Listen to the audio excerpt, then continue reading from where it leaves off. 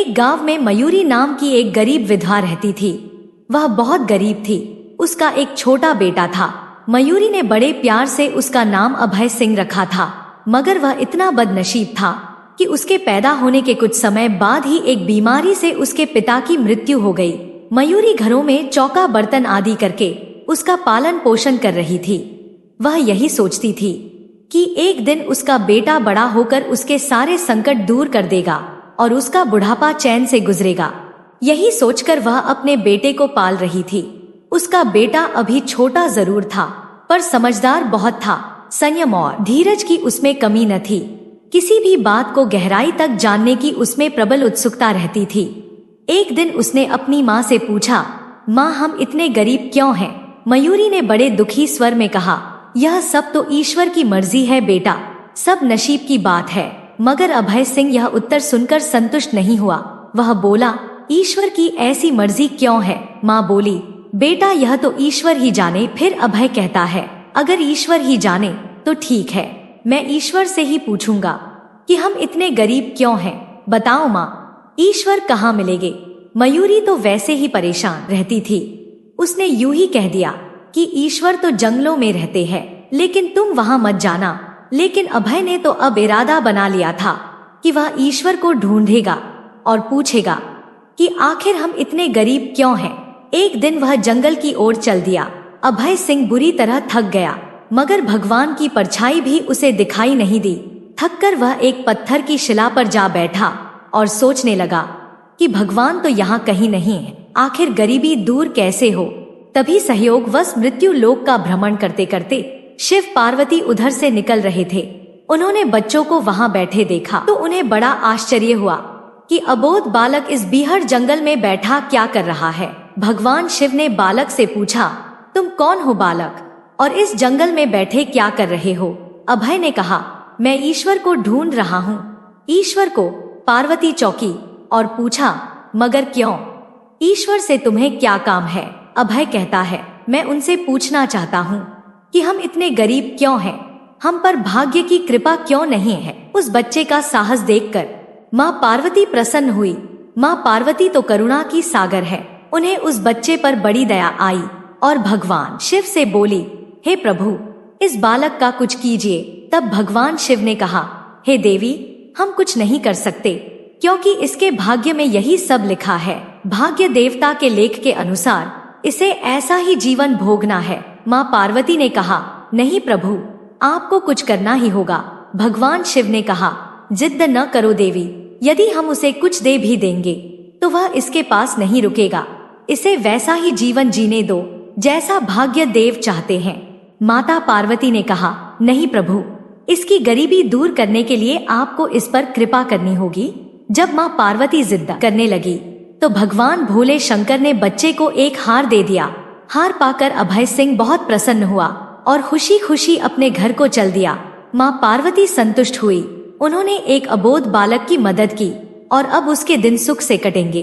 लेकिन त्रिकालदर्शी भोले बाबा जानते थे कि यह हार उसके पास रहेगा ही नहीं। चलते चलते अभय सिंह के पेट में अचानक दर्द उठा और वह शौच के लिए इधर उधर देखने लगा। फिर उसने भगवान शिव का दिया हार पत्थर की एक शिला पर रख दिया और झाड़ियों के पीछे चला गया। तभी एक चील कहीं से उड़ती हुई आई और उस हार को उठाकर उड़ गई। अरे मेरा हार! सब कुछ भूलकर लड़का चील के पीछे भागा, मगर कब तक वह चील का पीछा करता, कैसे पकड़ता। उसने एक बार पत्थर उठाकर उस चील को मारने की कोशिश की, परंतु चील अधिक ऊंचाई पर थी। कुछ ही पलों में चील उसकी नजरों से ओझल हो गई तो वह बड़ा दुखी हुआ और रोते रोते अपने घर की ओर चल दिया। घर पहुंचकर उसने माँ को सारी बात बताई, मगर मयूरी को उसकी बात पर बिल्कुल भी विश्वास नहीं हुआ। हाँ, उसकी बात सुनकर थोड़ी सी उदास जरूर हो गई, लेकिन अभय सिंह माँ की उदासीनता देखकर हतोत्साहित नहीं हुआ। फिर मन ही मन निर्णय लिया कि वह कल फिर वही जाएगा और भगवान शिव पार्वती को अपनी कथा सुनाएगा। उसका विश्वास था कि भगवान शिव उस दुष्ट चील को अवश्य ही दंड देंगे। भगवान शिव ने पार्वती से कहा, देखो, उसके पास कल वाला हार नहीं रहा, उसे एक चील ले उड़ी है और अब दूसरा हार पाने और उस चील को दंड दिलवाने की इच्छा लिए वह लड़का आज फिर आया है। माँ पार्वती ने फिर भगवान शिव से प्रार्थना की आप चाहे जिसको दंड दे या ना दे, किंतु इस लड़के की सहायता करके इसकी निर्धनता दूर करें। भगवान शिव कहते हैं, हे देवी, हम अब कुछ नहीं कर सकते। यदि तुम जिद करती हो तो हम ब्रह्मा से कहते हैं, वहीं इस बालक की कुछ सहायता करेंगे। फिर भगवान शिव ने ब्रह्मा जी को बुलाया और सारी बात बताकर उनसे कहा, आप भी इसकी कुछ मदद करें। तब ब्रह्मा जी ने लड़के को हीरे की एक अंगूठी दे दी। लड़के ने अंगूठी जेब में रखी और खुशी खुशी अपने घर चल दिया। उसने सोच लिया था कि वह अब एक पल के लिए भी अंगूठी को अपने से अलग नहीं करेगा। चलते चलते अचानक उसे प्यास लगी। वह सरोवर के किनारे पहुंचा और जैसे ही वह चुल्लू भरकर पानी पीने के लिए झुका, वैसे ही उसकी जेब से अंगूठी निकालकर पानी में जा गिरी और इससे पहले कि वह उठाता, एक मछली उसे निगल गई। वह दुखी मन से घर आया और माँ को सारी बात बताई। फिर माँ ने कहा, बेटा, जब तक भाग्य में नहीं है तब तक कोई भी चीज नहीं रुकेगी। माँ ने उसे दिलासा देते हुए कहा, जब भाग्य देवता खुश होंगे तो मिट्टी भी सोना बन जाएगी, मगर इस प्रकार किसी के देने से हमारी गरीबी दूर नहीं होगी। यह समझाकर माँ अपने काम में लग गई। मगर अभय सिंह हार कहाँ मानने वाला था। उसने मन ही मन सोच लिया था कि वह कल फिर जाएगा। शिव और पार्वती उसका यह साहस देखकर बहुत खुश हुए। शिव जी ने इस बार ब्रह्मा जी के पास जाकर बात की कि वह लड़का तो बड़ा साहसी है, इसका कुछ उद्धार किया जाना चाहिए। तब ब्रह्मा जी ने सलाह दी कि हमें भगवान श्री हरि के पास जाना चाहिए, वहीं इसका कोई हल बताएंगे। वह श्री हरि के पास जा पहुँचे। पूरी बात सुनकर भगवान विष्णु ने अभय सिंह को कुछ हीरे दिए और इस बार बिना कहीं रुके उसने सीधे अपने घर जाने का निश्चय किया, क्योंकि 2 बार उसकी चीज खो चुकी थी। जब उसने घर पहुंचकर देखा तो माँ घर पर नहीं थी। फिर अभय ने हीरे एक लोटे में रखकर कोने में छुपा दिए और माँ को ढूंढने निकल पड़ा। वह मन ही मन सोचने लगा कि अब माँ को किसी के घर काम करने की क्या आवश्यकता है। उधर पीछे से चोर उसके घर में घुसे और जो भी सामान हाथ लगा लेकर भाग निकले। उस सामान में लोटा भी था जिसमें हीरे रखे थे। जब वह माँ के साथ वापस आया तो देखा कि हीरे गायब थे।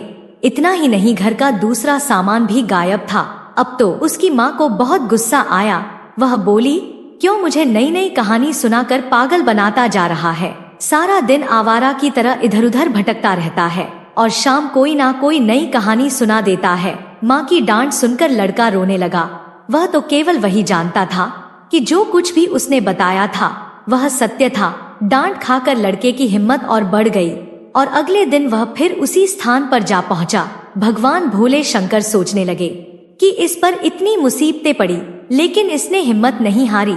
भगवान शिव इससे वह बहुत प्रसन्न हुए और उन्होंने उसका भाग्य बदलने का निश्चय किया। और भगवान शिव ने भाग्य के देवता को बुलाया और कहा, यह लड़का बहुत ही साहसी, हिम्मती और धीरज वाला है। ऐसा व्यक्ति अभागा नहीं हो सकता। आप इसके भाग्य को प्रबल बनाओ। इसके बाद भाग्य के देवता ने अभय सिंह को सोने का एक सिक्का दिया। सिक्का लेकर अभय सिंह खुशी खुशी अपने घर को चल दिया। जब उसने घर जाकर वह सिक्का अपनी माँ को दिया तो उसकी माँ बहुत खुश हुई। अब क्योंकि उन पर भाग्य के देवता की कृपा हो गई थी, अब सारे काम ही अपने आप शुभ होने लगे। दूसरे दिन ही एक मछली वाला उसके गांव में मछली बेचने आया तो लड़के ने वही सिक्का देकर मछली खरीद ली। उसकी माँ ने मछली का पेट चिरा तो वही अंगूठी निकली जो ब्रह्मदेव ने उसे दी थी और जो उसकी जेब से तालाब में गिर गई थी। माँ ने अंगूठी संभाल कर रख ली और अभय सिंह से बोली, जा बेटा, जंगल से थोड़ी लकड़ियाँ लेकर आ, आज घर में ईंधन बिल्कुल नहीं है। लड़का कुल्हाड़ी लेकर जंगल की ओर चल दिया। वहाँ जाकर जिस पेड़ पर लकड़ी काटने के लिए चढ़ा, वहाँ उसी चील का घोंसला था जो उसका हार उठा कर ले गई थी। घोंसले में हार पड़ा था। लड़के ने हार उठाया और अपने जेब में रख लिया। फिर वह लकड़ियाँ लेकर घर की ओर चल दिया। घर पहुंचकर अभय सिंह ने माँ को हार दिखाया। माँ हार पाकर बहुत खुश हुई। अब तो देखते ही देखते उनके दिन बदल गए। घर में किसी चीज का अभाव नहीं रहा।